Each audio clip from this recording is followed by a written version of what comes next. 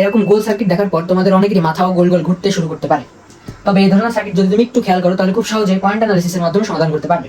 আমরা যদি এই সার্কিটের দিকে তাকাই, এটা এ পয়েন্ট এবং এই রোধটা ক্রস করার পরে সেটা বি হয়ে যায়, তাহলে তোমরা স্বাভাবিকভাবে বলো এই এ পয়েন্ট যদি আবার এটাকে ক্রস করে তাহলে এখানে কি হওয়ার কথা?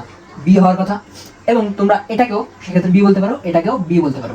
তোমরা যদি উল্টো দিক থেকে চিন্তা করো, এটা বি হলে এই বরাবর কোনো উপাদান না থাকার কারণে এটাও বি, একইভাবে এটাও বি, এটাও বি। তাহলে তোমরা দেখতে পেলে যে এ আর বি পয়েন্টের মধ্যে মূলত এই চারটা রোধই আছে, অর্থাৎ এই চারটা রোধ সমান্তরালে আছে। তখন আমরা জিনিসটা এভাবে লিখতে পারি, এ পয়েন্ট, এটা আমাদের বি পয়েন্ট, একটা, দুটা, তিনটা এবং এটা আমাদের চারটা, 4 4 4 4।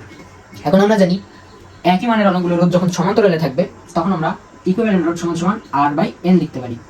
আর হলো একই মানের রোধ এবং সেটা সংখ্যায় কতবার আছে? এন, 1 2 3 4, অর্থাৎ 4। তার মানে আমাদের তুল্য রোধ হলো 1 ওহম।